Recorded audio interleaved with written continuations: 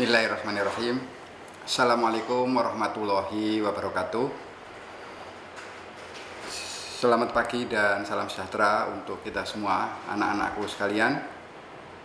Selamat berjumpa lagi pada perkuliahan pemulihan tanaman.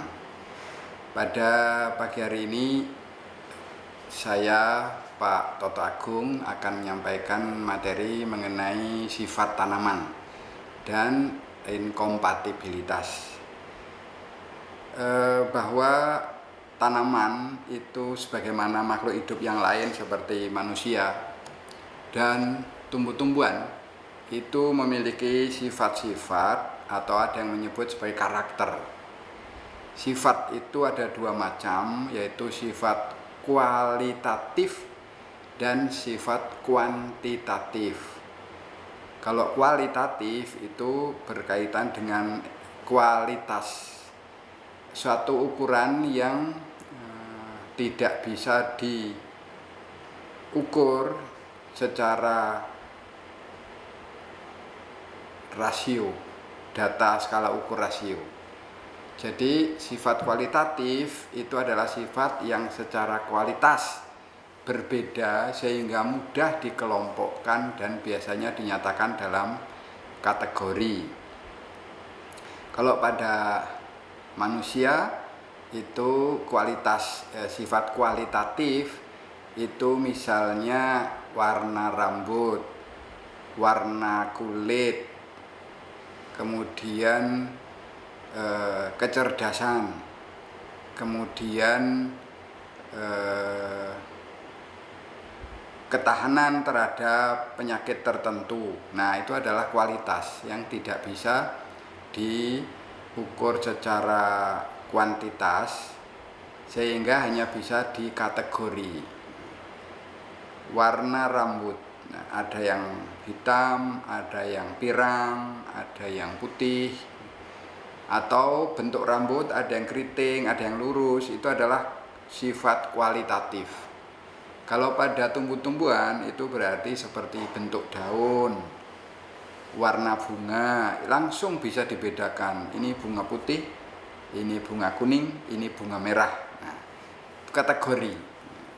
Lalu ada beberapa sifat yang lain seperti sifat ketahanan, rasa enak. Nah, ini enak, ini tidak enak. Atau ini enak, ini agak enak, ini tidak enak. Nah, itu kategori-kategori seperti itu yang tidak ada ukurannya disebut sifat kualitatif.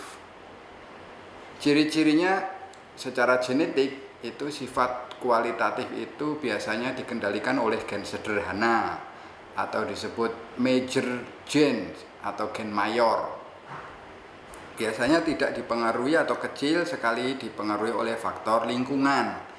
Contohnya bunga, tanaman yang bunganya warna merah itu ditanam di tanah yang subur, bunganya tetap merah.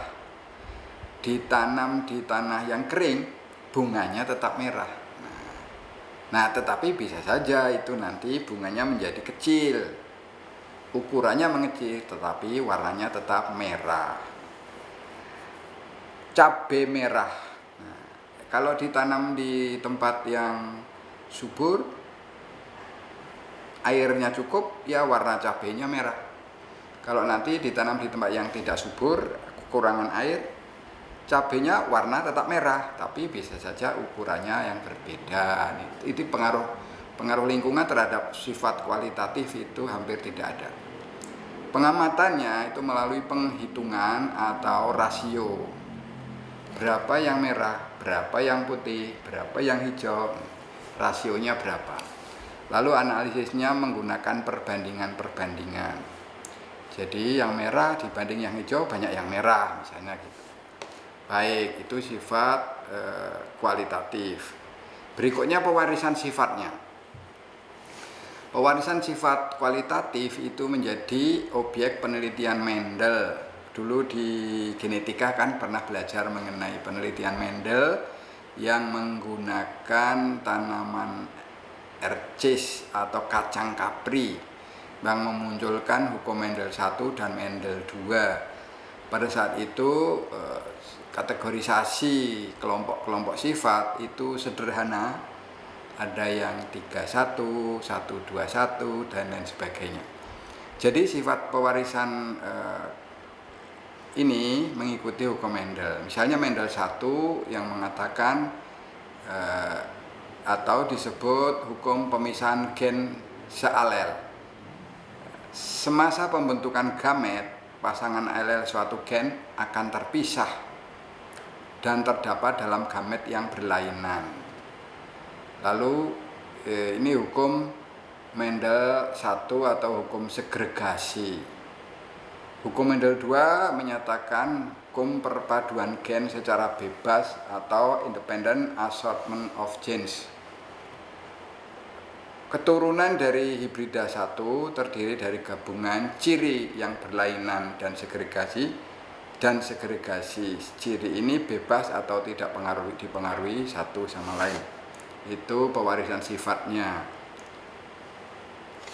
Nah, kalau sifat kuantitatif seperti apa? Sifat kuantitatif itu sifat yang dapat diamati melalui pengukuran secara kuantitas. Contoh, tinggi tanaman itu ada satuannya cm. Produksi ada satuannya ton per hektar. Luas daun cm persegi, bobot tanaman dan lain sebagainya. Itu sifat-sifat kuantitatif. Itu bisa diukur, bisa dihitung dan ada satuannya. Kategorisasi data itu ada pada skala ukur rasio, sedangkan yang kualitas itu antara nominal atau ordinal atau interval skala ukurnya. Ciri sifat kuantitatif itu biasanya dikendalikan oleh banyak gennya banyak, bisa sampai 1000, bisa saja bahkan lebih dari 1000. Masing-masing gen itu pengaruhnya kecil. Nah, biasanya sifat kuantitatif ini dipengaruhi oleh faktor lingkungan. Misal hasil bobot biji per tanaman satuannya kilogram. Ketika tanaman padi ditanam di tempat yang subur, bobot biji per tanamannya tinggi. Nah, tapi begitu ditanam di tempat yang tidak subur, bobot bijinya akan menurun. Jadi pengaruh lingkungan itu tinggi terhadap sifat kuantitatif. Pengaruh lingkungan rendah terhadap sifat kualitatif. Biasanya sifat kualitatif tidak ada satuannya biasanya. Nah, kemudian pengamatannya melalui pengukuran. Setelah ada pengukuran, maka kita kalau peneliti bisa melakukan analisis varian untuk mengetahui perlakuannya, untuk mengetahui perbedaannya dan lain sebagainya. Pewarisan sifat kuantitatif, anak-anak sekalian, berbeda dengan kualitatif yang mengikuti hukum Mendel. Kalau kuantitatif tidak mengikuti hukum Mendel, tapi menggunakan genetika kuantitatif. Sifat kuantitatif ini dinyatakan dalam besaran kuantitas, diikuti pendekatan analisis. Maka karakter yang muncul merupakan hasil dari genetik dan lingkungan. Maka di sini kemudian muncullah sebuah rumus yang sangat terkenal, P sama dengan G plus L. Penampilan itu sama dengan genotip ditambah lingkungan, atau P juga disingkatan dari penotip, adalah gabungan dari genotip dan lingkungan. Oleh karena itu, seleksi karakter kuantitatif digunakan penilaian ragam fenotip, yaitu ragam yang nampak dari luarnya. Nah, ini perbandingan berikutnya, ini perbandingan kualitatif dan kuantitatif. Anak-anak sekalian, jadi kita harus bisa membedakan dengan cepat sebuah sifat itu kualitatif atau kuantitatif.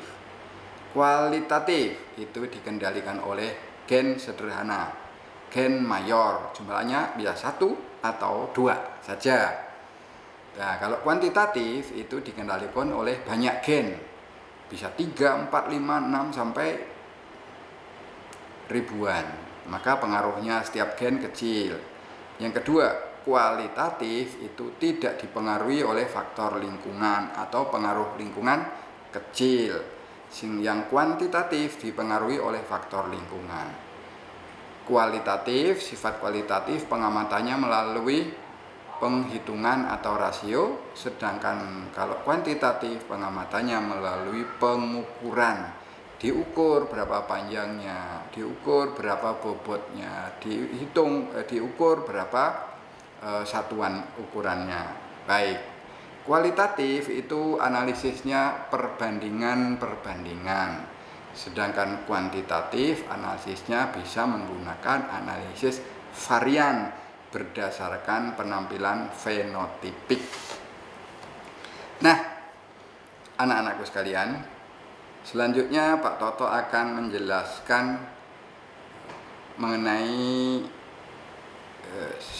sterilitas, inkompatibilitas mandul jantan. Nah, ini menarik, ini tema ini saudara-saudara, karena ini membahas mengenai steril. Steril itu lawan dari fertil. Fertil itu subur, kalau steril itu berarti tidak subur, kan? Berarti sterilitas itu artinya adalah ketidaksuburan. Yang kemudian mengenai inkompatibilitas. Inkompatibilitas itu kira-kira sama dengan ketidaksesuaian. Satu tanaman padi A disilangkan, dikawinkan dengan tanaman padi B. Dia berhasil disilangkan.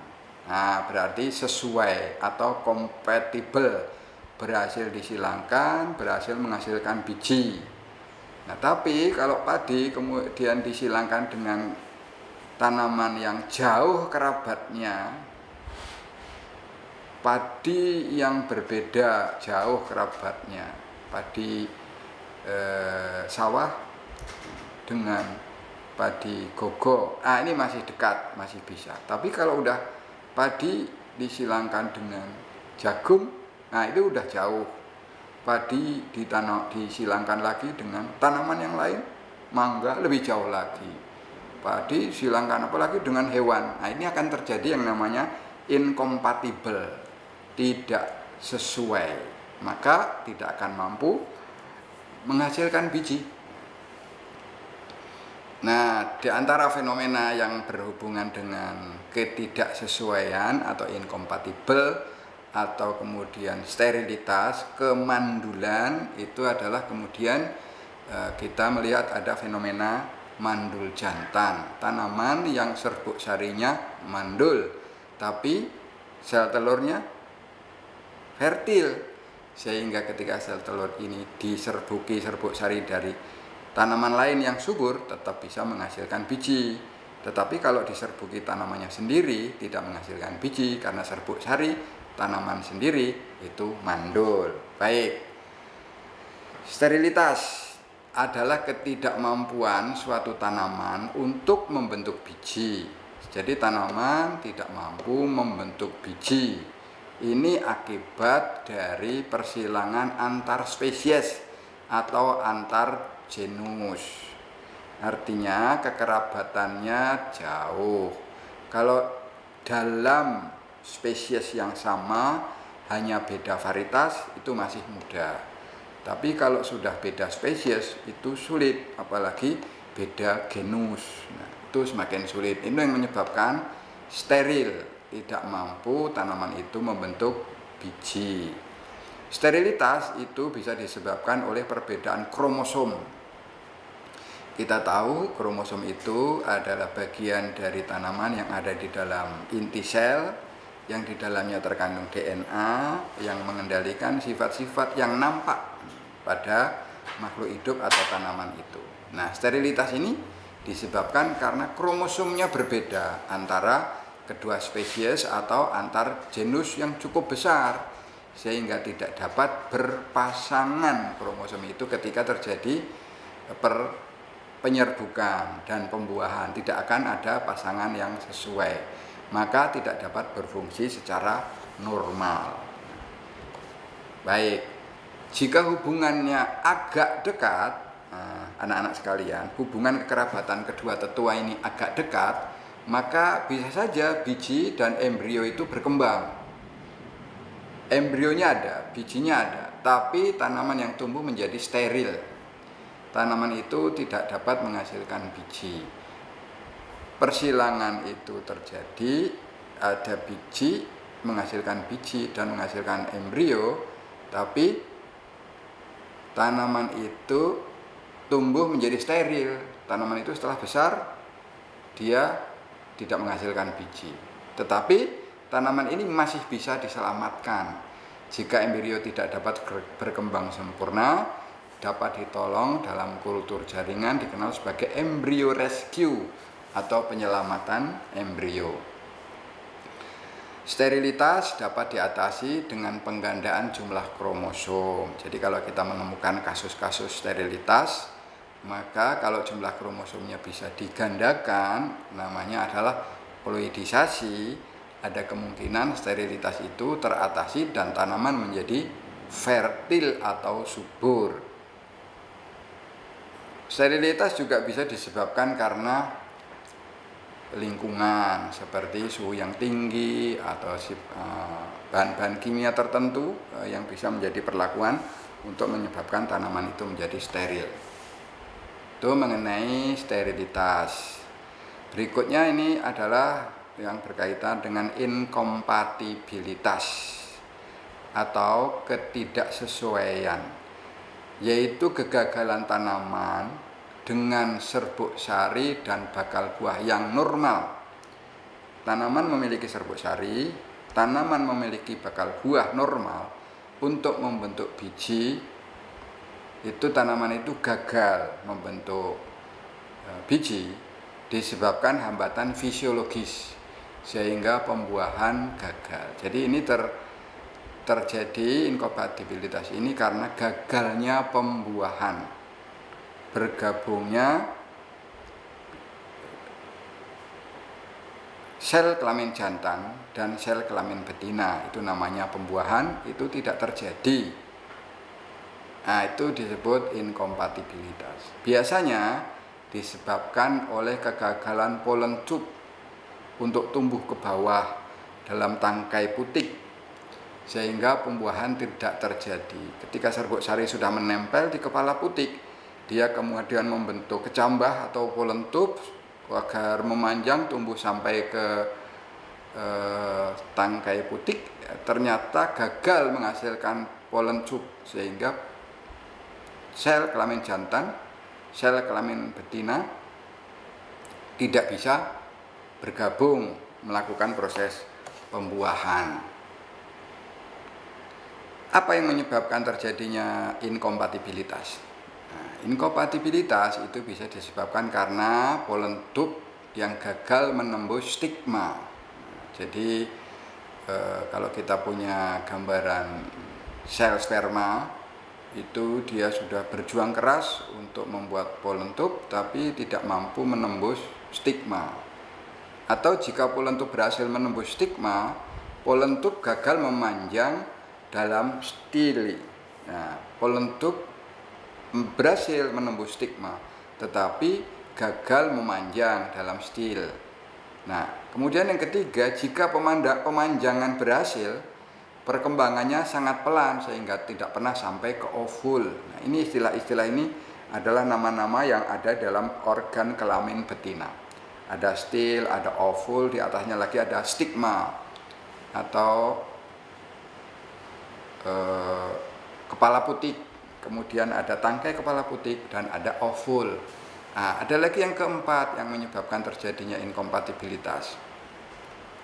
Jika pollen tube sampai ke ovul, tapi ovul telah diserbuki oleh pollen yang kompatibel atau ovul telah layu atau mati, ini juga menyebabkan terjadinya inkompatibilitas. Kegagalan itu bisa terjadi. Anak-anakku sekalian, sistem inkompatibilitas itu setidaknya bisa dijelaskan karena adanya kemampuan pollen tumbuh itu ternyata dikendalikan oleh suatu seri alel. Pollen itu untuk tumbuh dikendalikan oleh suatu seri alel S1, S2, S3, S4 sampai Sn. Dan jika serbuk sari mempunyai alel yang sama dengan bakal buah, jadi serbuk sari itu tahu ya, berasal dari tanaman jantan, mengandung sel kelamin jantan. Jika serbuk sari mempunyai alel yang sama dengan bakal buah itu ada di dalam tanaman betina, dan kebetulan alelnya sama dengan sel jantan atau serbuk sari, maka pollen tube tidak dapat berkembang. Yang kedua, oleh karena itu sistem inkompatibilitas ini, saya ulang lagi, adalah kemampuan pollen tumbuh dikendalikan oleh suatu seri alel S1, S2, S3, dan ketika serbuk sari mempunyai alel yang sama dengan bakal buah, maka pollen tube tidak dapat berkembang. Pollen tube gagal berkembang sehingga tidak terjadi pembuahan. Gagal berkembang karena serbuk sari mempunyai alel yang sama dengan bakal buah. Nah, ada beberapa jenis inkompatibilitas. Secara umum inkompatibilitas ini ada dua macam.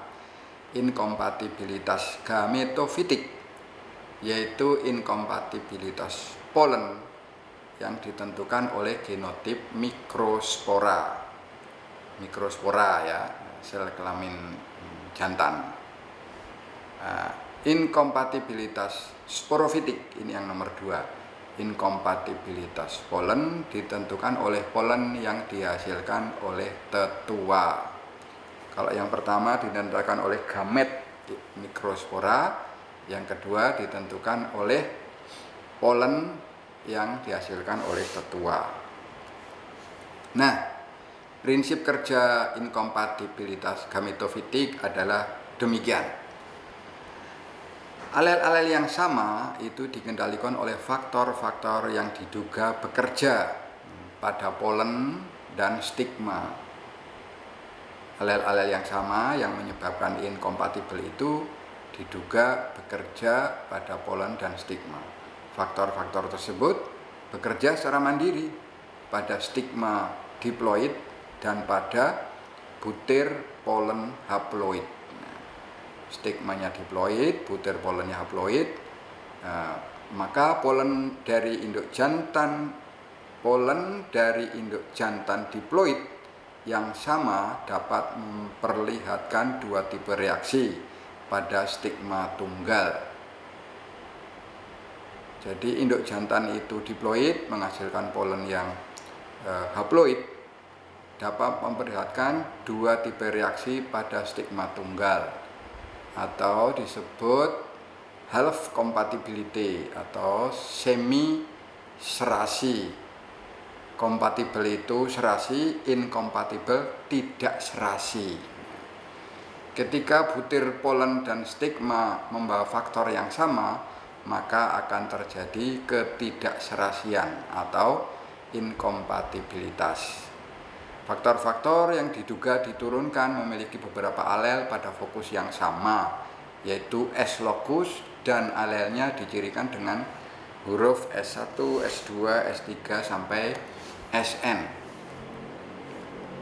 Inkompatibilitas gametofitik. Nah, inkompatibilitas gametofitik nih. Selanjutnya dijelaskan demikian.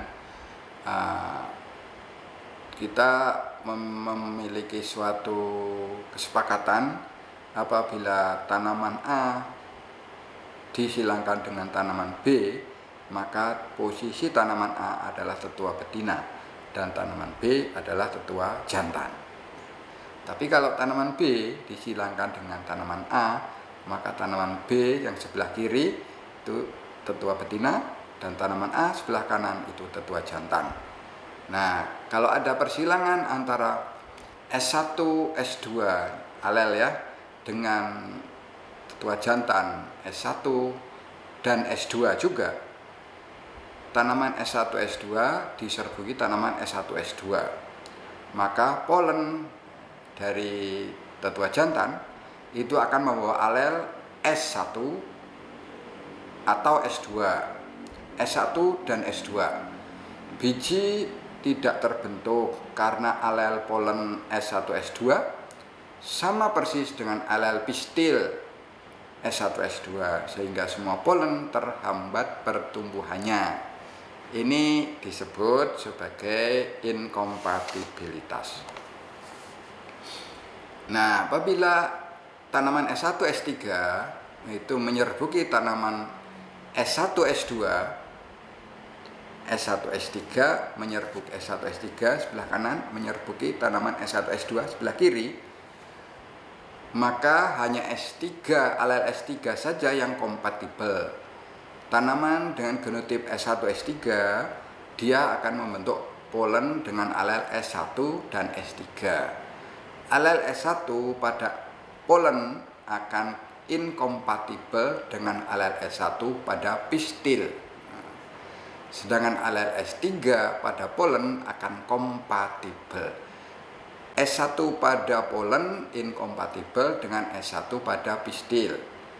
S3 pada polen kompatibel karena pistil tidak mempunyai alel S3. Oleh karena itu, tanaman akan membentuk biji karena 50% polen akan terhambat dan 50% akan tumbuh normal.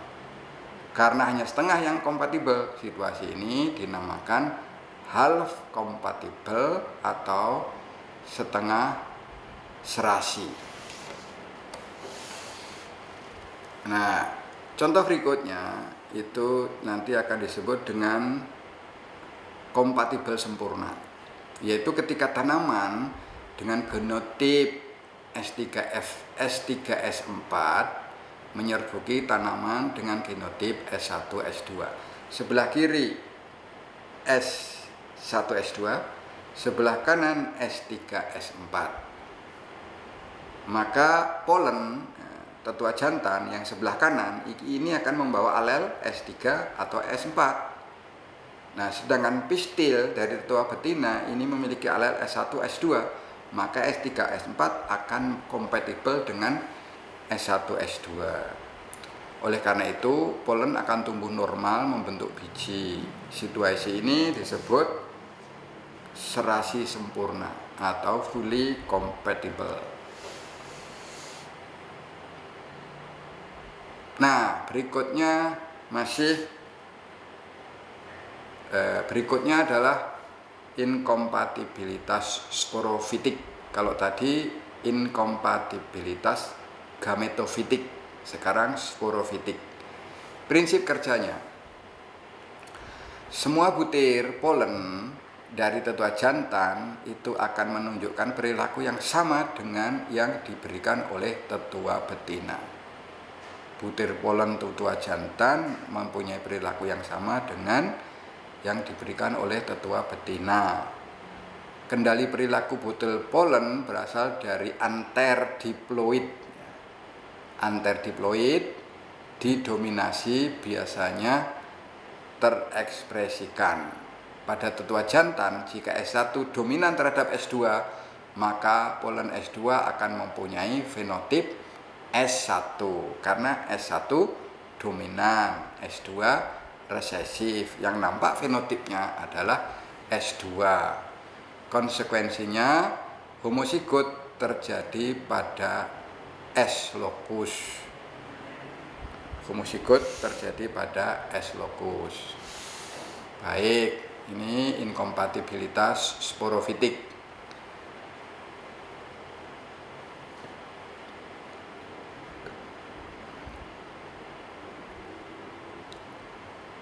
Ketiga, haplotipe S kodominan membuat persilangan inkompatibel pada kedua arah. Jadi kita bisa melihat di sini pada sebelah kiri itu gambarnya yang polen itu menghasilkan S1 S2, sedangkan pistil itu mempunyai S2 dan S3. Atau kebalikannya, yang jantan menghasilkan S2 S3, yang betina itu menghasilkan alel S1, S2. Di sini S itu adalah alel yang kodominan.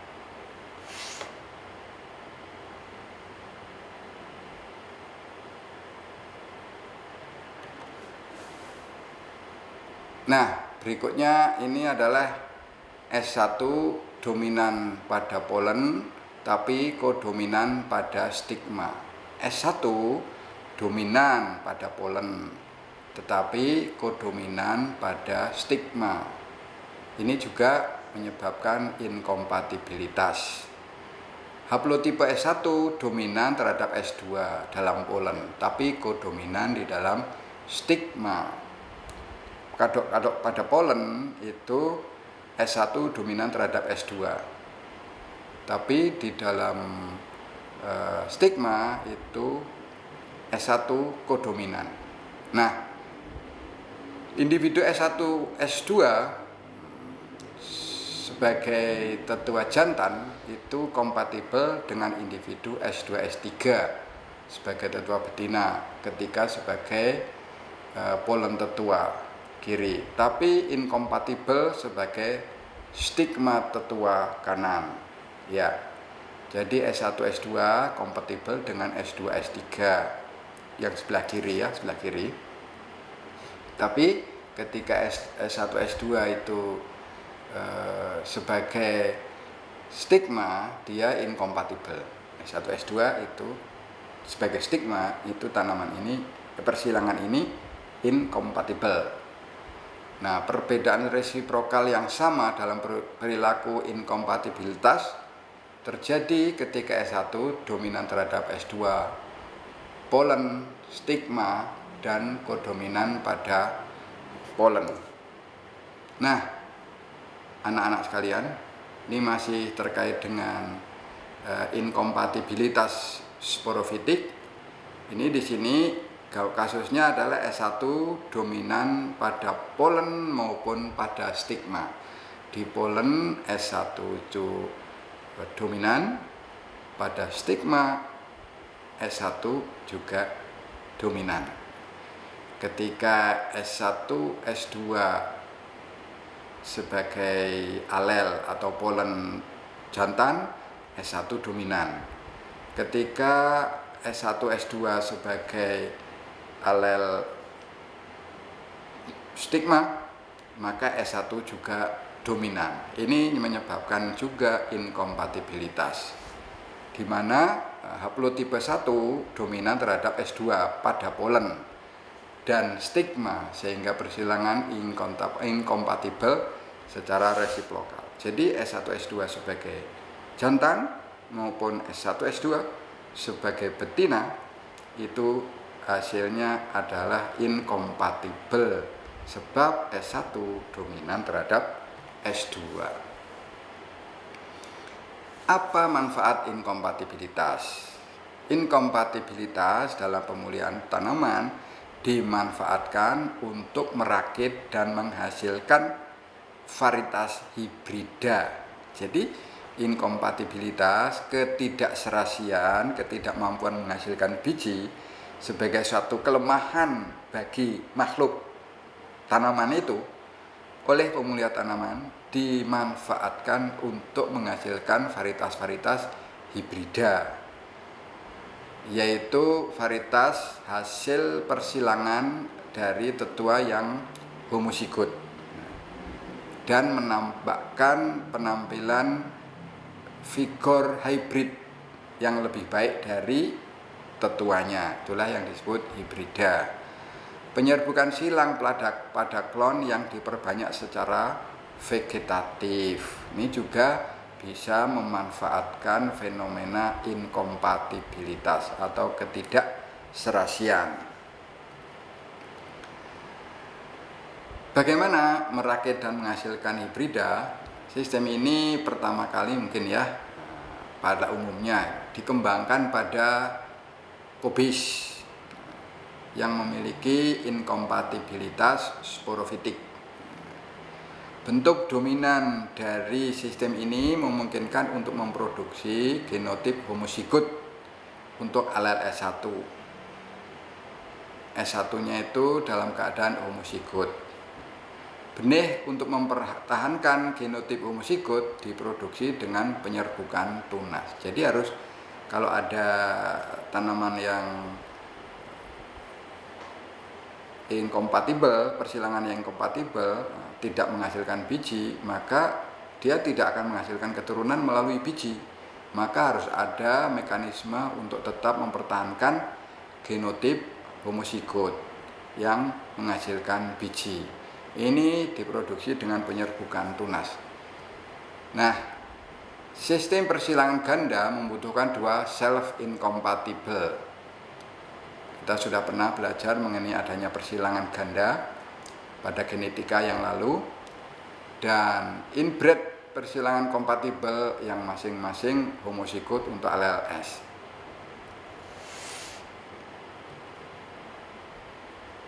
Nah, ini contoh bagaimana merakit dan menghasilkan hibrida.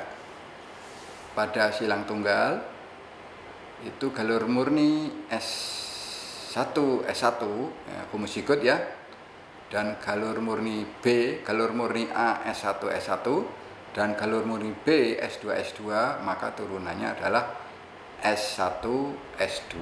Ini persilangan sederhana yang biasa kita lakukan. S1 S2 ini hasil persilangan dua tetua homozigot, maka dia bisa diharapkan menjadi tanaman hibrida.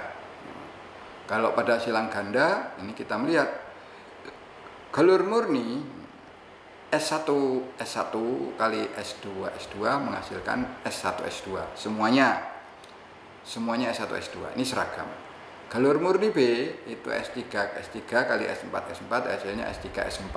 Maka kalau S1 S2 disilangkan dengan S3 S4 itu menghasilkan hibrida S1 S3 atau S1 S4 atau S2 S3 atau S2 S4. Nah, ini akan menjadi tanaman hibrida silang ganda. Hibrida silang ganda. Ada lagi disebut nanti hibrida silang 3. Galur murni A itu S1 kali S1 S2 S2. Keturunan pertamanya itu S1 S2. Ini kemudian disilangkan dengan S3 S3. Maka keturunannya S1 S3 atau S2 S3. Ini adalah hibrida.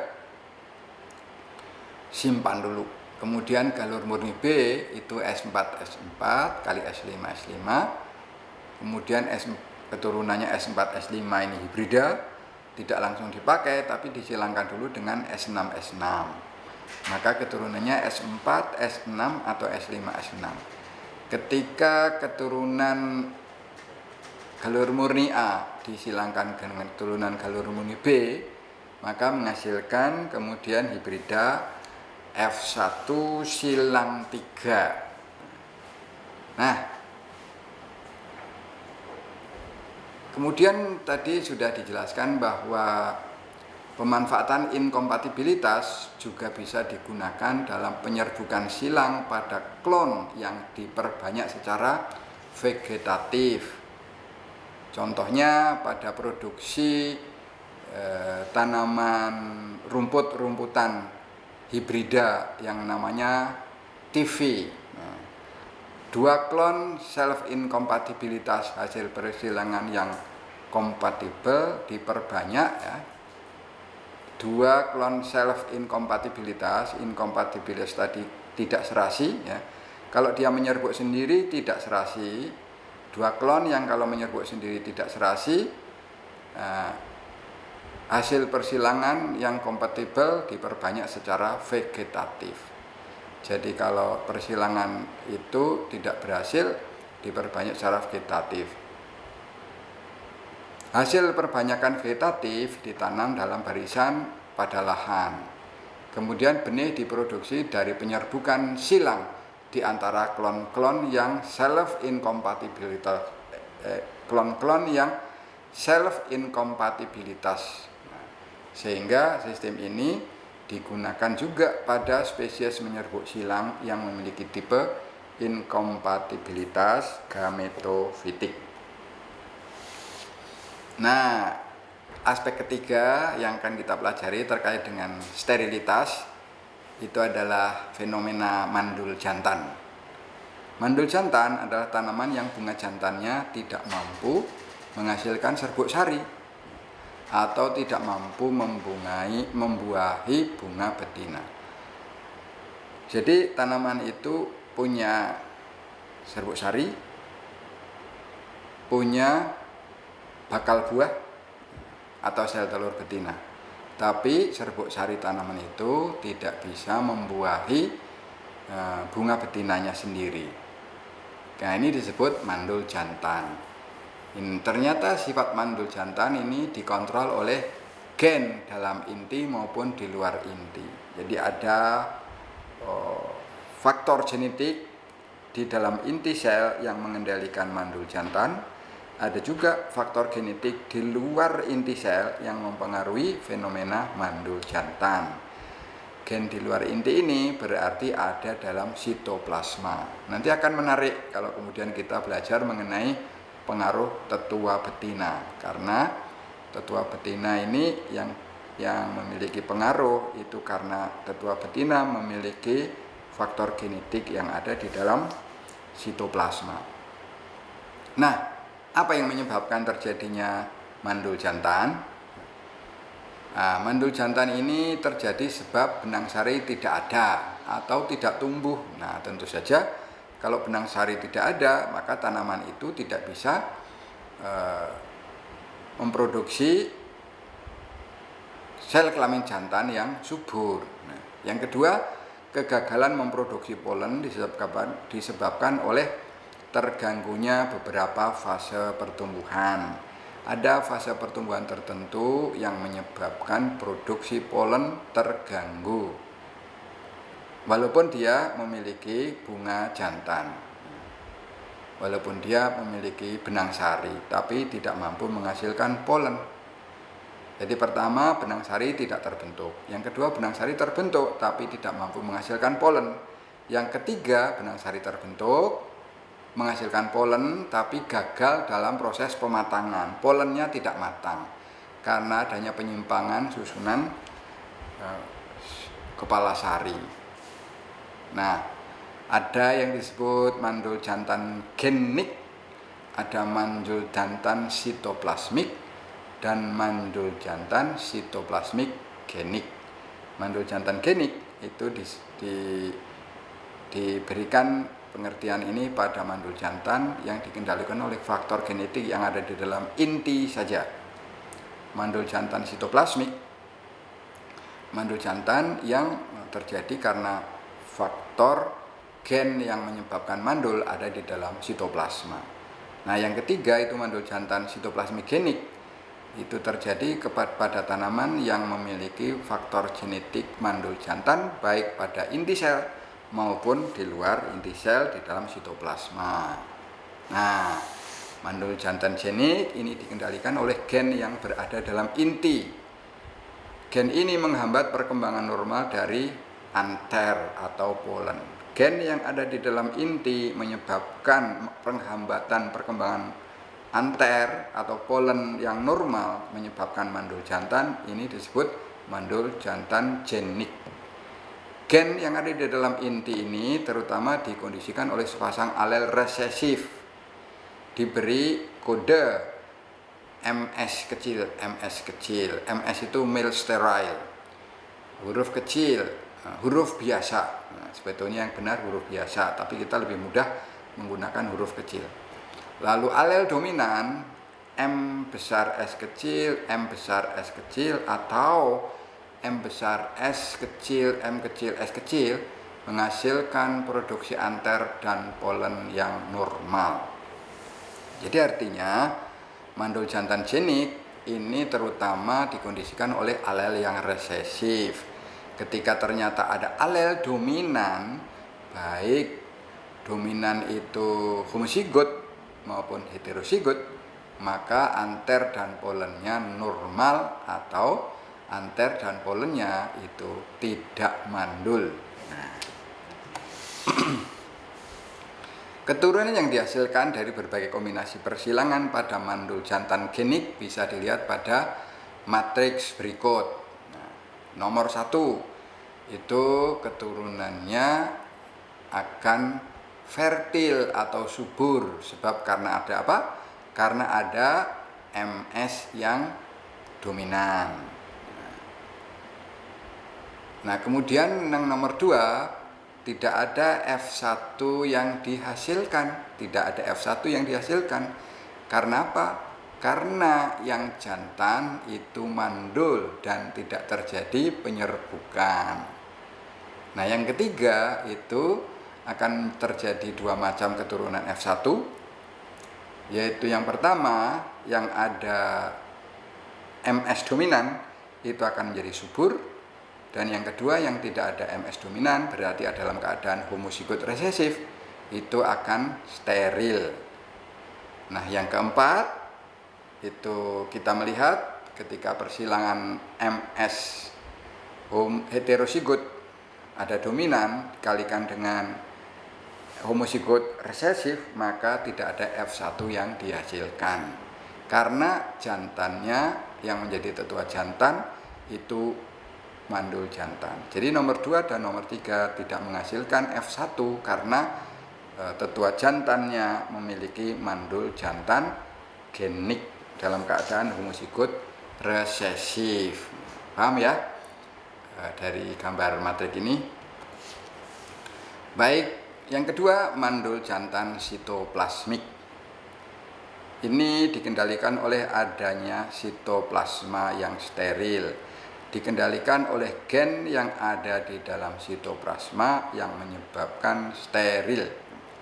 Hampir seluruhnya dikendalikan oleh kegiatan sitoplasma.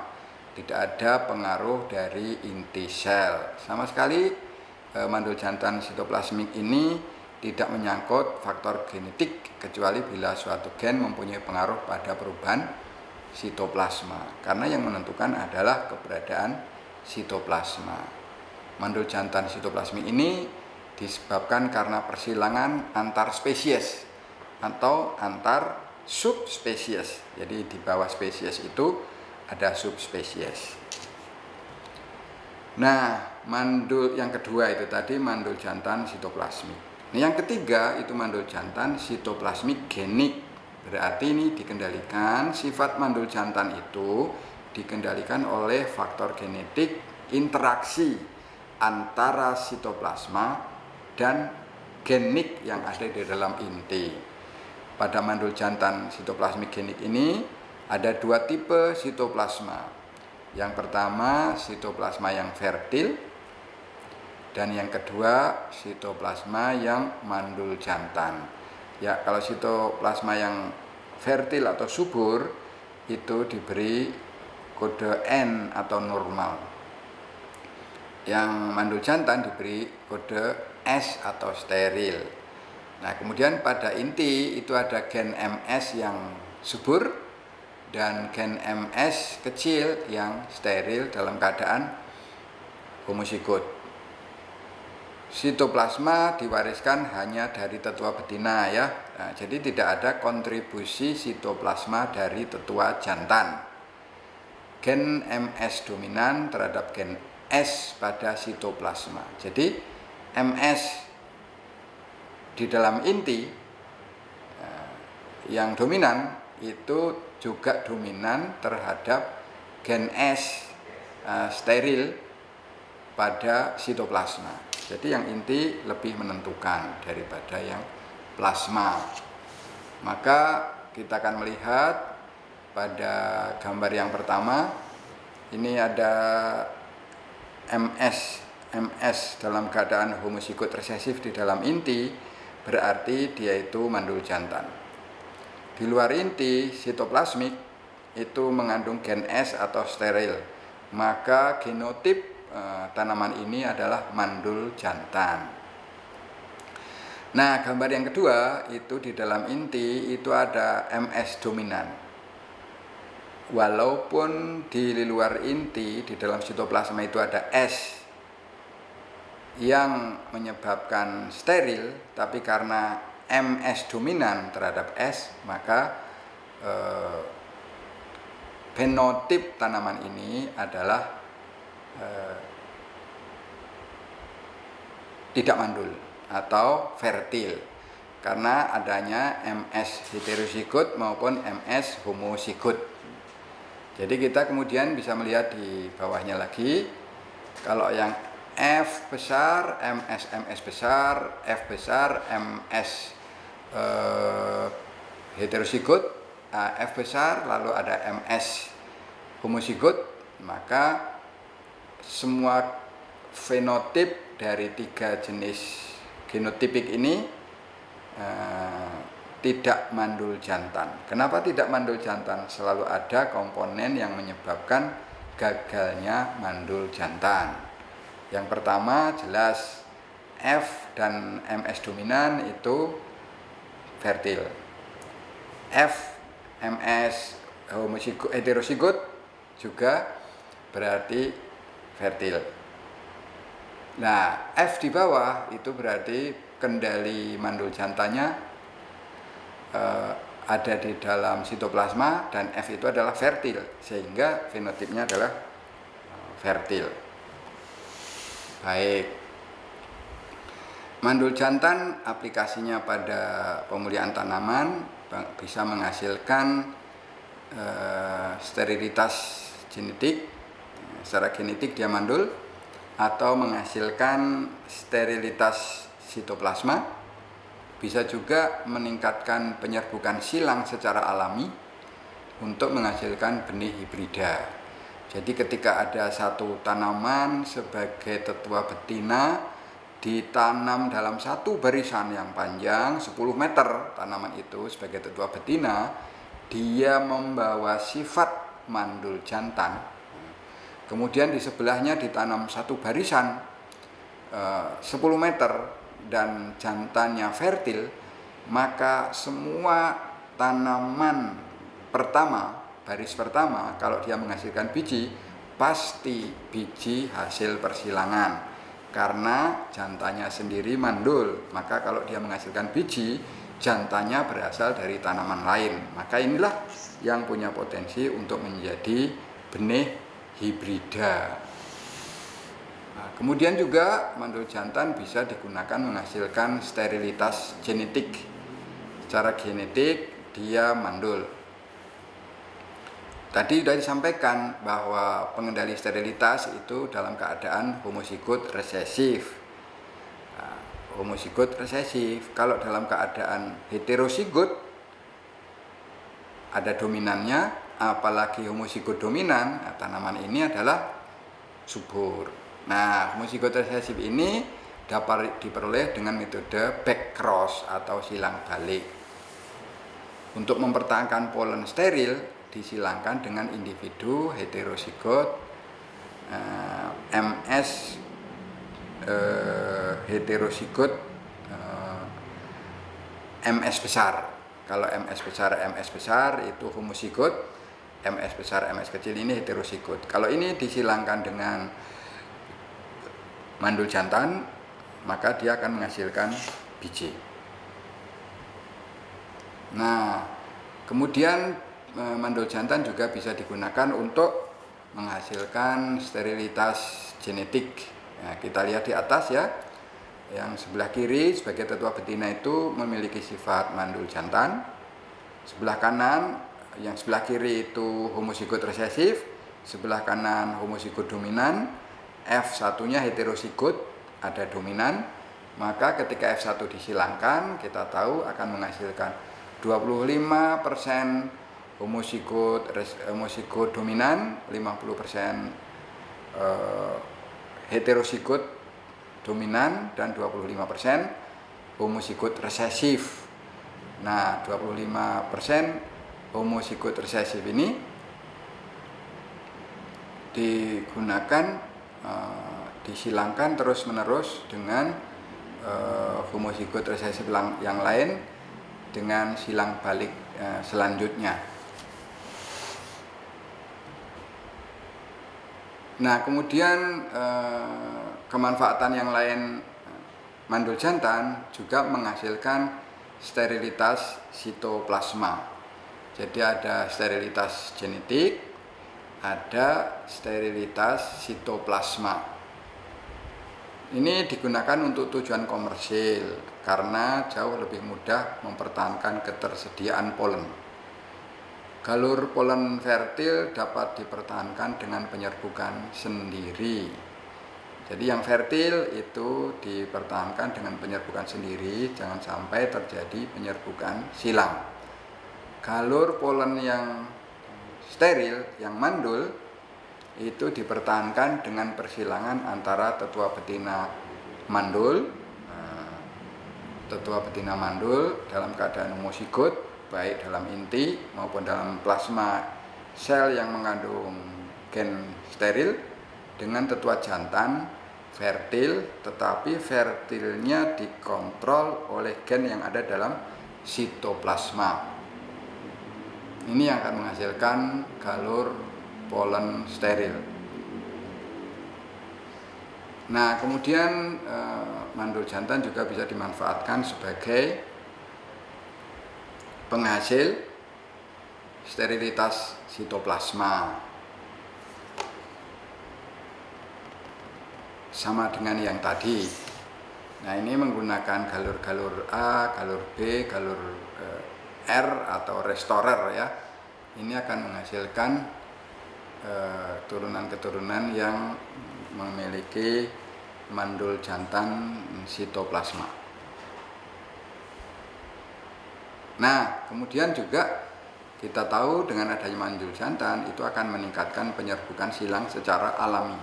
Dulu ketika belum ada ditemukan informasi mengenai mandul jantan, kalau kita para pemulia ingin menghasilkan tanaman baru hasil persilangan, itu kita melakukan kastrasi, yaitu membersihkan serbuk sari dari tetua betina sebelum serbuk sari itu matang, sehingga dia tidak bisa menyerbuki sendiri. Nah, membersihkan serbuk sari ini membutuhkan waktu dan akan mengurangi proses keberhasilan persilangan. Tapi dengan adanya teknologi baru, ditemukannya mandul jantan, maka kita tidak perlu lagi melakukan kastrasi atau menghilangkan serbuk sari jantan dari tetua betina. Seluruh galur mandul jantan ketika dia menghasilkan biji, maka itu terjadi karena penyerbukan silang secara alami. Nah, sehingga gen mandul jantan itu berpotensi untuk memperoleh kombinasi persilangan yang meningkat, terutama pada persilangan acak di antara generasi-generasi yang bersegregasi. Nah, kemudian yang terakhir itu, dan ini yang paling populer, mandul jantan adalah sebagai teknologi menghasilkan benih hibrida. Benih hibrida dihasilkan dari perkawinan tetua jantan dan tetua betina. Polen fungsional betina harus dihilangkan untuk mencegah penyerbukan sendiri. Pada tanaman budidaya ini sulit karena secara normal merupakan tanaman biseksual secara alami. Mandul jantan dapat digunakan sebagai tetua betina.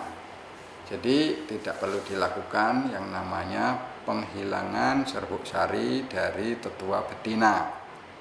Nah, sehingga produktivitas benih hibrida menjadi lebih tinggi, lebih efisien, sehingga nanti benih hibrida ini harganya bisa lebih murah lagi karena biaya produksinya lebih rendah, tidak perlu melakukan persilangan buatan, tapi persilangan secara alami yang terjadi. Sebab tetua betina secara otomatis memang jantannya sudah dibuat mandul. Nah, anak-anak sekalian, sampai di sini kuliah kita pada pagi hari ini, yaitu menyangkut tadi ya dua aspek yang kita pelajari, yaitu sifat tanaman, itu ada sifat kualitatif dan sifat kuantitatif. Dan yang kedua terkait dengan mandul jantan, inkompatibilitas, dan lain sebagainya. Mudah-mudahan materi ini bisa dipahami dengan baik oleh anak-anak semuanya. Silahkan nanti videonya dicermati secara pelan-pelan, kemudian anak-anak juga harus membaca buku-buku pemulihan tanaman yang ada di toko buku atau di perpustakaan atau ada di internet untuk membandingkan dan meningkatkan pemahaman terhadap fenomena ini. Karena ini adalah materi yang penting dan bagus, terutama dalam rangka mendukung produksi benih hibrida.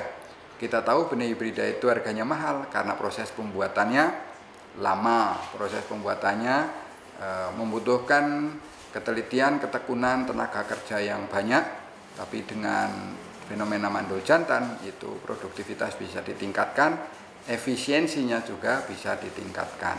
Suatu ketika kalau benih-benih hibrida ini harganya sudah murah, maka petani kita bisa menanam dengan luas dan produksinya tentu saja akan meningkat lebih tinggi lagi. Demikian, kurang lebihnya mohon maaf. Assalamualaikum warahmatullahi wabarakatuh.